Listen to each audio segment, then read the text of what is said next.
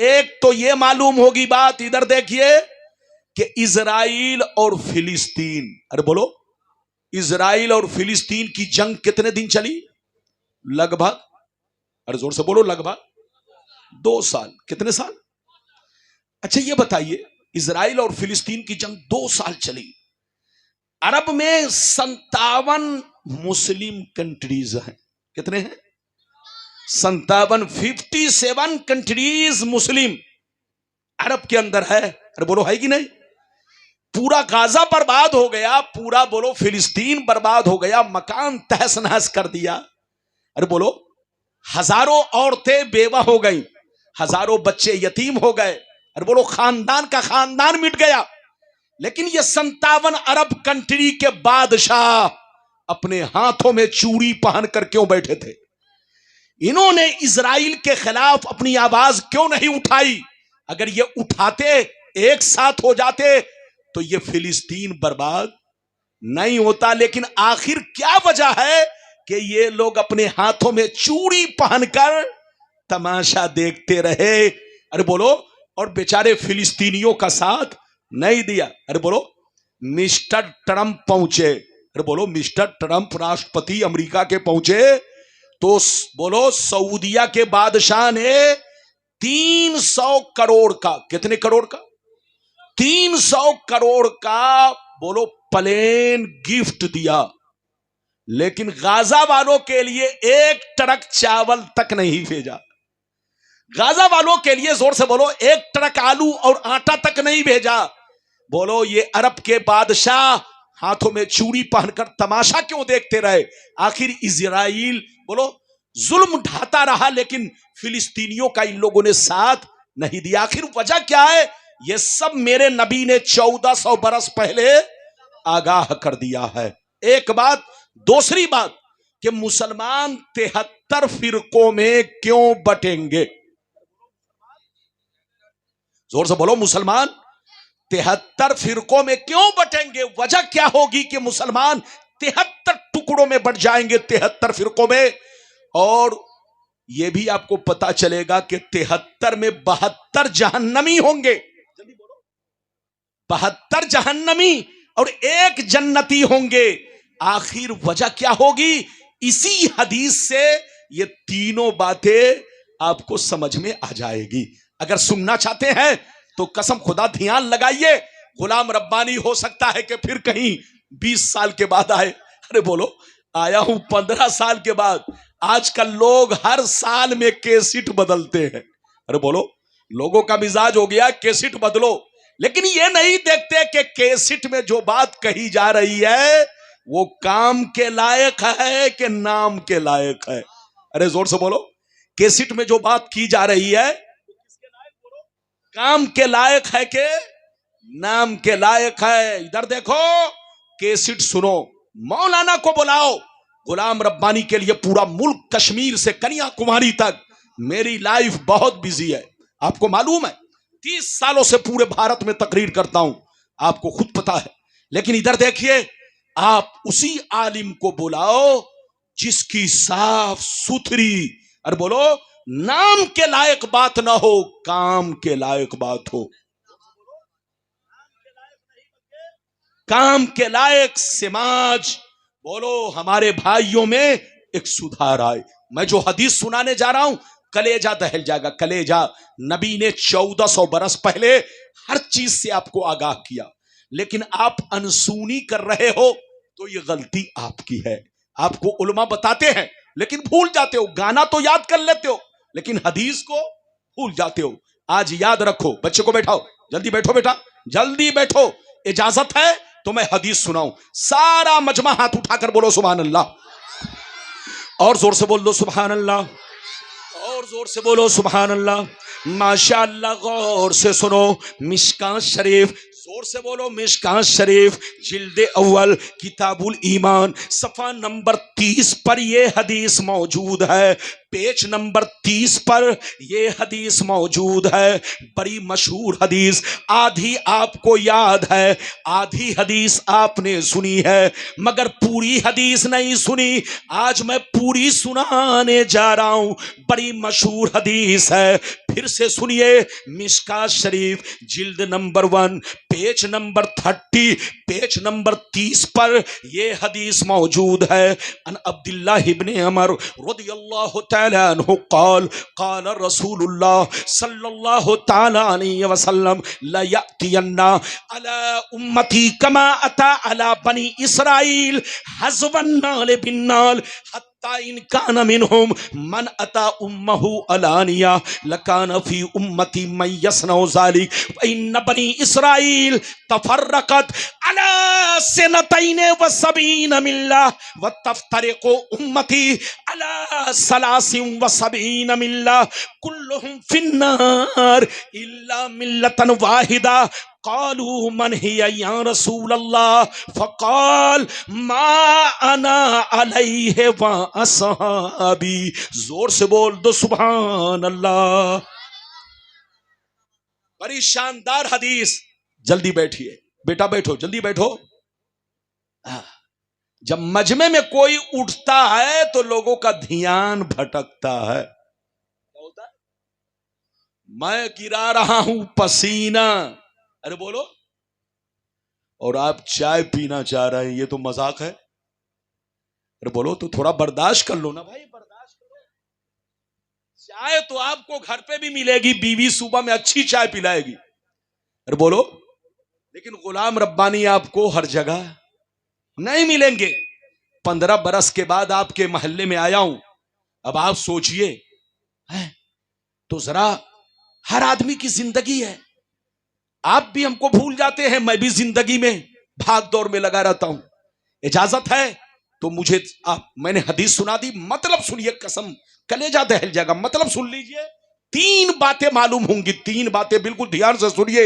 नबी ने इरशाद फरमाया, आका ने इरशाद फरमाया, मेरी उम्मत पर वो जमाना जरूर आएगा, मेरी उम्मत पर वो जमाना जरूर आएगा, वो वक्त जरूर आएगा, वो दौर जरूर आएगा, जैसा बनी इसराइल पर आया, जैसा बनी इसराइल पर आया। जो हाल बनी इसराइल का हुआ वही हाल मेरी उम्मत का होगा। जो काम बनी इसराइल ने किया वही काम मेरी उम्मत के लोग करेंगे। अगर उसमें किसी ने अपने मां के साथ बदफेली की होगी, अगर उसमें किसी ने अपने मां के साथ बदफेली की होगी, तो मेरी उम्मत में भी कुछ छोकरे होंगे जो उसी के रास्ते पर चलेंगे, उसी के तरीके पर चलेंगे। आगे सुनिए, नबी फरमाते हैं, वो लोग 72 फिरकों में बट गए, वो लोग 72 फिरकों में बट गए, मगर मेरी उम्मत के लोग उनसे दोस्ती करके 73 में बट जाएंगे। एक फिरका जन्नती, 72 जहन्नमी। ये 72 जहन्नम में इसलिए जाएंगे कि उसी बनी इसराइल के 72 फिरकों से इनकी दोस्ती होगी, इनका कनेक्शन होगा, इनका तार वहीं से जुड़ा होगा। और एक फिरका जन्नती। सहाबा ने अर्ज किया, कौन सा फिरका?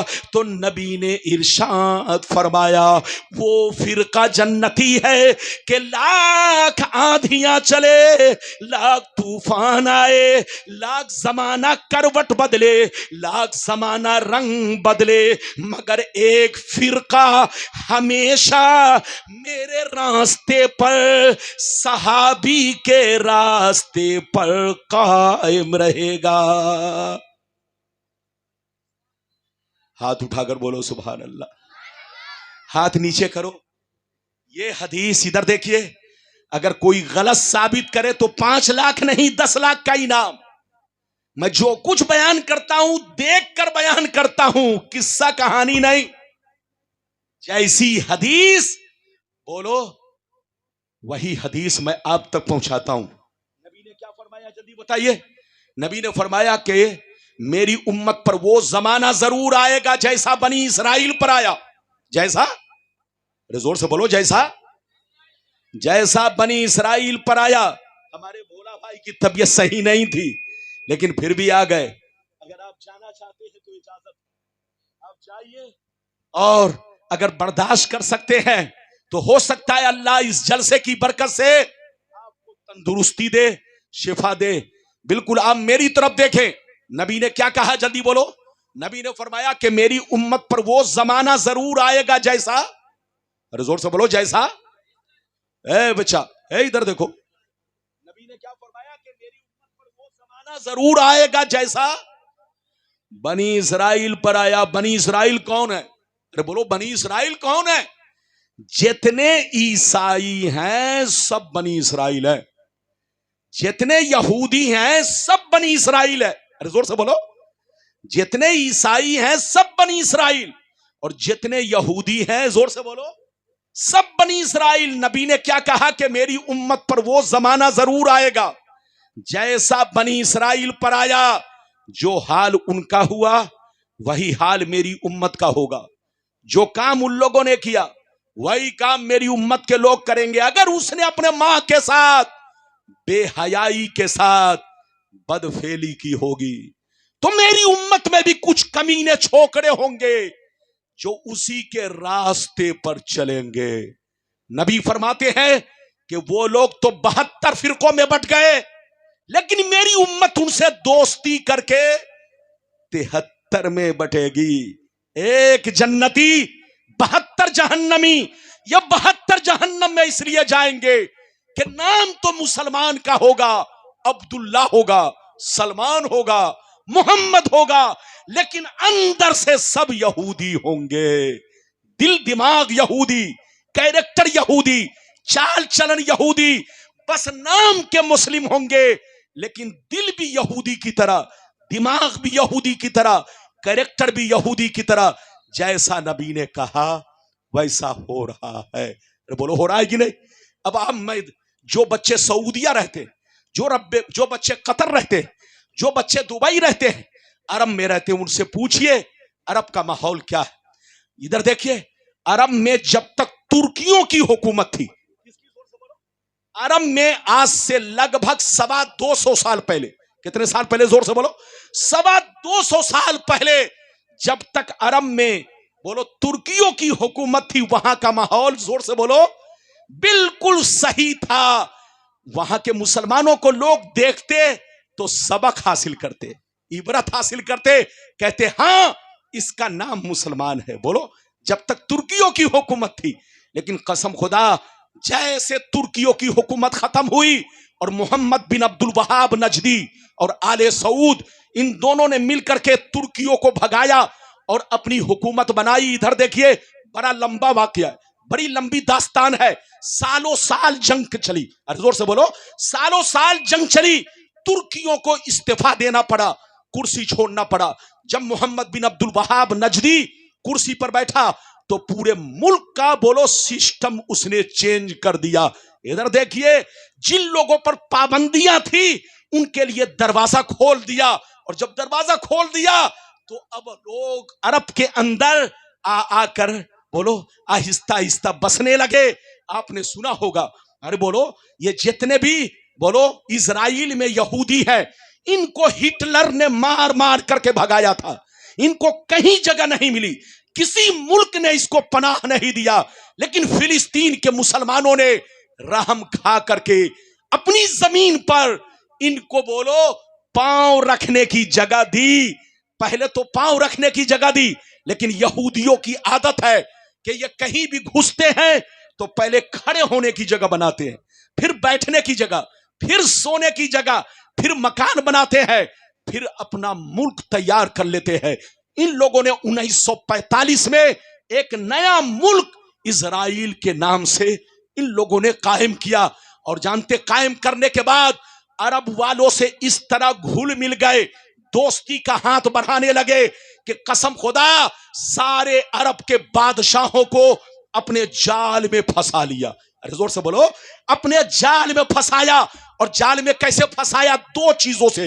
एक तो उनको शराबी बनाया, और दूसरे नंबर पर उनके सामने खूबसूरत खूबसूरत लड़कियां पेश की ये दोनों के दीवाने बनेंगे तो हमारे जाल में ये फंस जाएंगे। अब यहूदी लोग अरब के बादशाहों से और वहां के रहने वालों से अपना रिश्ता जोड़ने लगे। अरे बोलो, अपनी बेटी उनके घरों में देने लगे। अब आप सीने पर हाथ रखकर बताइए, जब अपनी बेटी वो अपने मुसलमानों को देंगे तो उससे जो बच्चा पैदा होगा उसकी मां कौन बनेगी? अरे जोर से बोलो, उसकी मां कौन बनेगी? यहूदिया। अरे जोर से बोलो, उसकी मां कौन बनेगी? अरे बाप तो कहने को मुसलमान है, लेकिन बीवी क्या है? बोलो, ईसाइया। बीवी क्या है? यहूदिया। तो उसके पेट से जो बच्चा पैदा होगा वो कौन होगा?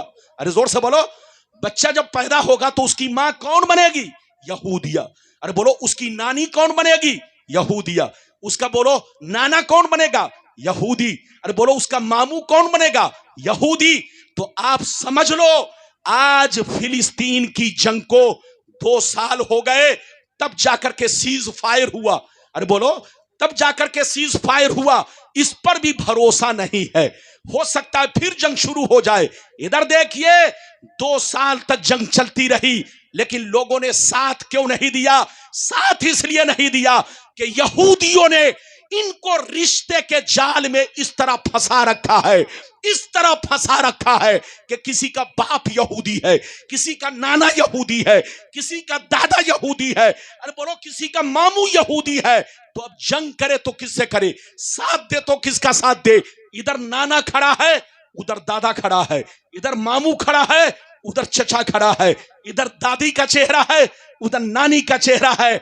तो इन लोगों ने पूरे अरब के बादशाहों को, पूरे अरब के मुसलमानों को अपने जाल में फंसाया और ऐसा कब्जा किया कि हर दफ्तर में यहूदी, हर जगह यहूदी। अरे बोलो, अब चले जाइए, देखिए हर जगह यहूदियों का गलबा है। तो अब यकीनी बात है, कुछ दिन पहले इराक बर्बाद हुआ, फिर देखा फिलिस्तीन, सबका नंबर आएगा अगर ये लोग सुधरे नहीं।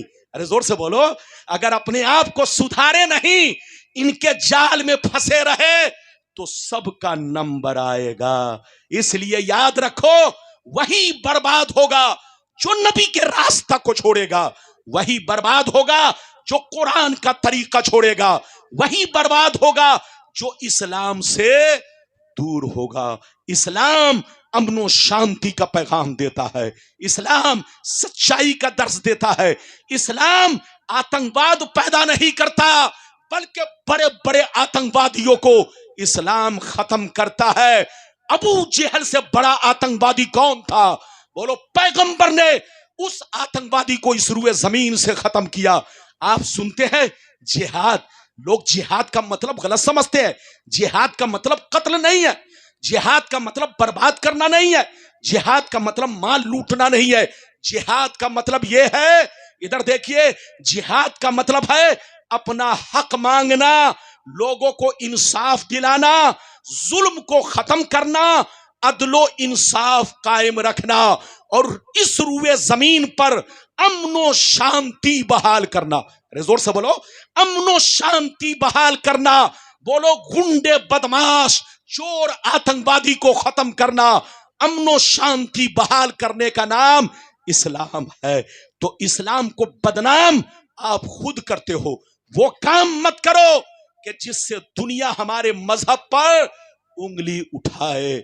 कसम खुदा, अगर तुम सच्चे मुसलमान बनोगे तो तुमको देखकर लोग चलना सीखेंगे, तुमको देखकर लोग खाना सीखेंगे, तुमको देखकर लोग पीना सीखेंगे। याद रखिए, शर्त यह है कि आप सच्चे मुसलमान बनो, डुप्लीकेट मत बनो।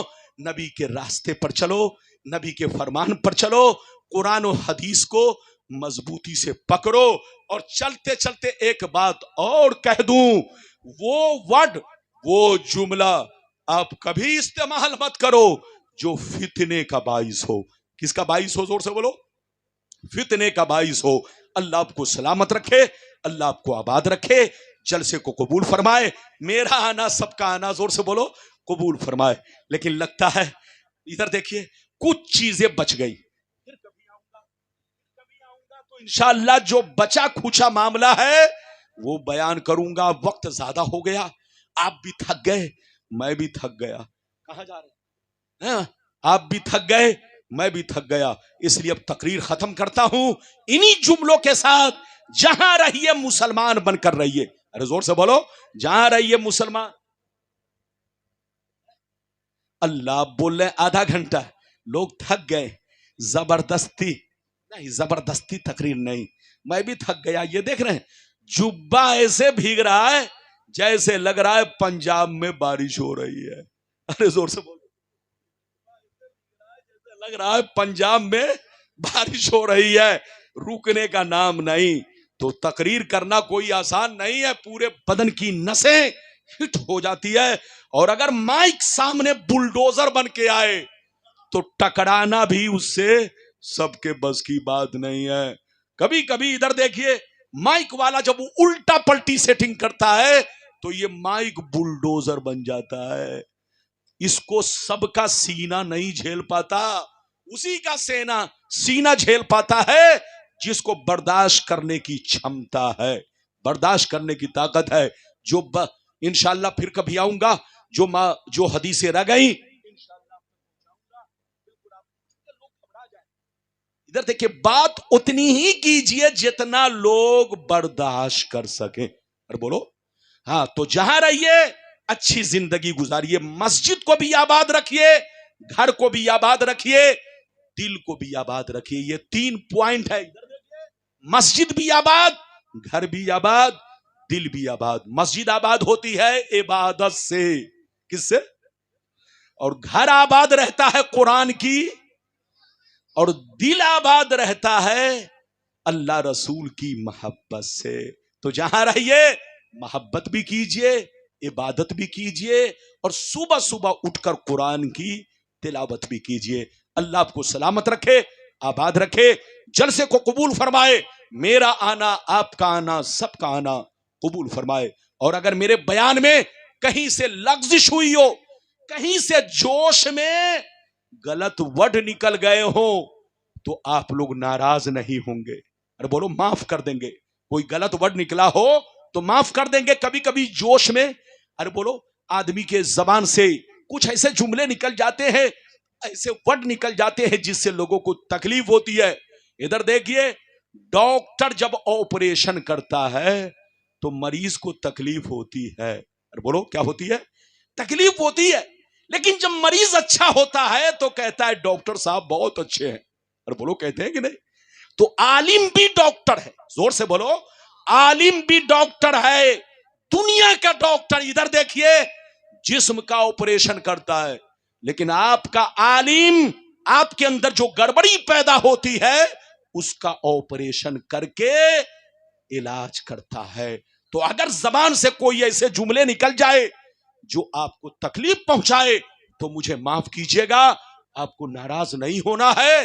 अच्छे आलिमों की कदर करनी है, अच्छे आलिमों की बातों पर ध्यान देना है, और जहां रहना है सही सच्चा पक्का मुसलमान बन के रहना है। अल्लाह आपको सलामत रखे, आबाद रखे, जलसे को कबूल फरमाए, मेरा आना सबका आना कबूल फरमाए।